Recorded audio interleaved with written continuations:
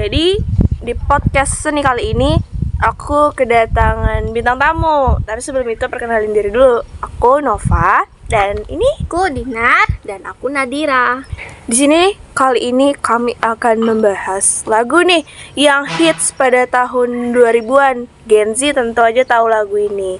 Sebenarnya lagu ini rilis tahun 2003 sih, dan kami rata-rata lahir di atas tahun 2005. Tapi Betul. kami juga dengar lagu ini dong. Jelas aja. Lagu ini adalah Antara Ada dan Tiada.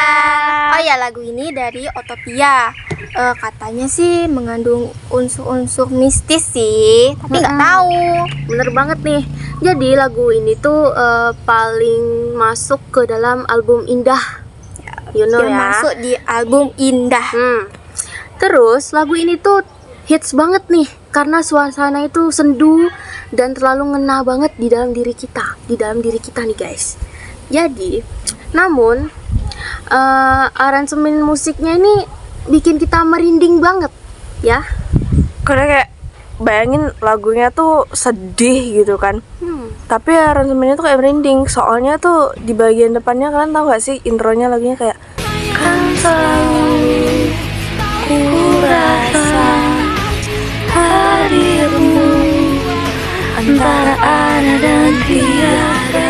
Itu pas bagian aransemen musiknya itu kayak kalau kalian dengerin di atas jam 12 malam mungkin kalian kayak Agak ini merinding sih. Ini hello, ini kok Nggak horor disarankan banget. sih untuk yang penakut. Enggak, iya jangan. bener. Jangan. No, jangan pernah penakut, dengerin jangan. lagu itu karena Jangan. kayak bener-bener Nggak bisa tidur nanti. Nah, di aransemen lagu Utopia ini katanya itu bergenre pop rock. Terus tuh ada juga kayak suasana musiknya yang buat kita emosional, Nah. kayak sedih gitu. Ya guys, jadi emosional itu kayak sedih, apalagi ya? kehilangan ya. Soalnya tuh kayak apa sih namanya, mainin gitar sama pianonya itu kan, elektrik. Itu aransemennya tuh kayak ngena banget di hati kita, kayak emosional gitu. Kayak penuh dengan misteri banget lagu ini gitu. Setuju. Kayak terlalu ini suatu hal yang random tapi kita nggak tahu itu tuh apa. Ya. Vokalisnya tuh dari Vaska ya? Vaska sih? Ungu. Ungu. Ungu ya? Iya, ungu. Oh iya. Tapi emang kayak Pasa tuh lebih cocok di Utopia karena kayak suaranya tuh udah khas banget, teman-teman. Ya bener banget guys, karena tuh suaranya nih datar nih, tapi dalam banget. Iya. Terus membuat itu menjadi haunting. Ya lagunya tuh makin kayak mind blowing banget lah pokoknya lagu ini. Aduh. Shimmy, shimmy, yeah, shimmy, yeah, shimmy, yeah. Ngomong-ngomongin haunting nih guys, kalian tahu nggak sih lagu ini tuh viral tuh karena dianggap ada unsur mistisnya, tahu? Iya. Dan katanya biasanya diputarin di tempat-tempat mistis kayak rumah kosong gitu. Tempat angker pokoknya. Iya, katanya tuh bisa manggil sesuatu. Kami ada lihat beberapa artikel terkenal kayak membahas tentang lagu ini yang mistis gitu. Terus tuh kayak, tapi uniknya secara lirik gitu, kalau aku lihat ya ini artikelnya, ini tuh nggak, lagu ini sebenarnya bisa ditafsirkan sesuai sama kepercayaan masing-masing gitu ibaratnya, karena lagu ini tuh kan Siapa punya, yang percaya aja nih, siapa yang percaya iya, aja. mau percaya Tapi katanya sama Maksa kan percaya. mau percaya sama unsur mistisnya atau unsur sedihnya, karena kayak lagu ini kan tentang yang kayak kehilangan gitu, tapi keberadaan orang itu tuh kayak terasa. Aduh, ya sedih sakit banget sih nih. ya sebenarnya. Bagi yang- Bisa juga lagu ini tuh kayak tentang cinta yang bertepuk sebelah tangan ya kan, cinta yang nggak kesampaian gitu, kayak aduh. Galau banget. Pokoknya lagu ini tuh sesuai kalian, sudut pandang kalian gitu, mau anggapnya mistis atau sesuatu hal yang bikin galau. Katanya orang lain tuh bisa percaya mistis tuh karena backsoundnya itu kayak horor gitu katanya. Iya, sebenarnya itu semuanya karena backsoundnya sih. Iya, backsound. Coba backsoundnya nggak kayak misterius kayak gitu, apa sih? Gak bikin orang negatif thinking kan, karena ya you know lah, orang-orang Indo ini terlalu banyak makan mitos.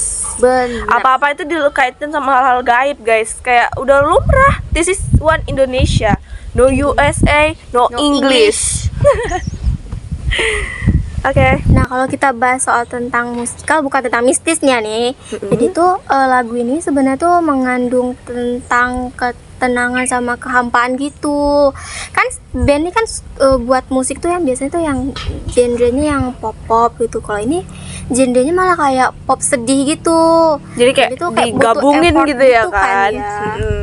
Aransemennya tuh digabung jadi kayak itu susah loh bikin Banget, effort lo banget loh. Siapa itu nih? musik kayak gitu. Pop tapi genrenya mellow gitu.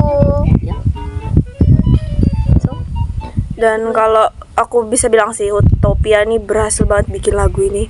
Karena ini lagunya tuh kayak musiknya emosi dan penuh kayak bom, impactful banget tuh kalau kata orang-orang jaksel ya kan.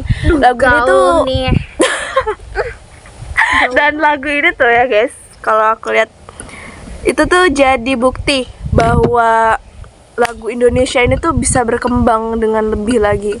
Karena di tahun segitu aja kita bisa nyiptain lagunya bagus banget, ya kan? Pop tapi genrenya mellow sedih gitu. Tapi ada rocknya juga, soft rock. Kayak dia tuh rock tapi yang sederhana. Dia nggak rock yang metal kayak Ya pasti. Ada aja. Oke. Sure. Oke, dan kesimpulannya lagu ini apa yo? Ya kesimpulannya. Ayo nungguin ya. Nggak tahu. Kesimpulannya. Apa? Dengerin dong. Oke. Jadi kesimpulannya dari lagu Antara Ada dan Tiada itu lebih dari sekedar lagu mistis, dan ini lagunya seni banget sih, dalam banget ya.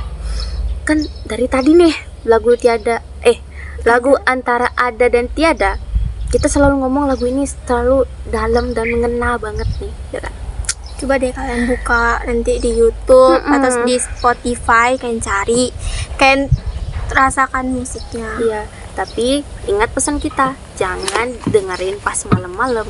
Bagi yang penakut. Karena di sini tuh ya itu tadi, walaupun nomornya mistis ya, tapi memang tetap ngeri sih lagu ini walaupun orang nggak percaya mistis. Tapi aransemennya itu memang kayak merinding Sebenarnya Benar-benar.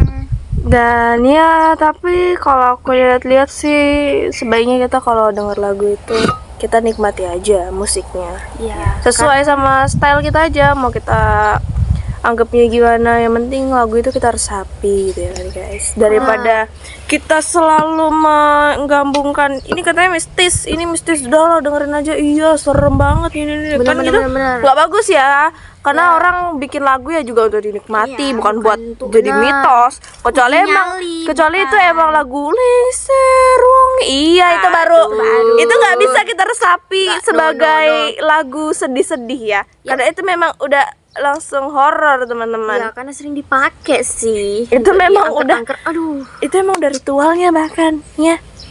Ada ritualnya, serius? Itu kan lagu buat manggil kunti. Mbak Kun, Aduh, kun. Di typo dong, apa sih disensor namanya? Mbak Kun. Nah, oke, nama Mbak Kun. Oh ya. ya gentayangin kan. Jadi gitu guys. Pembahasan dari kami. Tapi sebelum itu kami mau nyanyi sedikit dong. Aduh malu. Dari ref aja. Dari ref aja. Kalian berdua aja. 1, 2. Kalian berdua aja. Dari ku tak bisa menggapaimu ya. Oke, 1, 2, 3. Ku tak bisa menggapaimu, tak pernah bisa. Walau sudah tak mungkin lepas lagi. Kau hanya bimbang.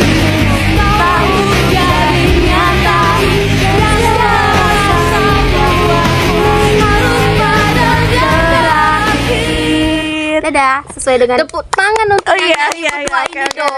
Kasih. Cepet banget mau tutupnya. Oh ya. Beri tepuk tangan dulu untuk yang udah memberi suara untuk menyanyikan lagu Antara Ada dan Tiada ini guys. Sebenarnya kita cocok sih nyanyi jadi musisi gitu, cuman kami belakang panggung tapi kita kami bagian backsound aja. Iya, kami nggak cocok. bagian teriak-teriak kami gitu. Dan yep, teman-teman, makasih banget nih yang udah dengerin podcast kami ya. see you in the next video kalau misalnya kami ada tugas lagi sih. Tapi Yap. kalau misalnya podcast ini diapresiasi, mungkin kami bakal bikin podcast yang lain. Dan Upload di kami Spotify ya, Bu. bakal ini bahas lagu yang lain juga, atau nggak cuma bahas nih, kami bakal bahas pembahasan yang lain dong, topik yang lain ya kan, Kalau boleh mah gosip-gosip. yang lagi trending nih. Gitu. Dan yap, terima kasih. Aku Nova. Aku Dinar. Aku Nadira. Kami pamit undur diri. Bye bye semuanya. Bye bye.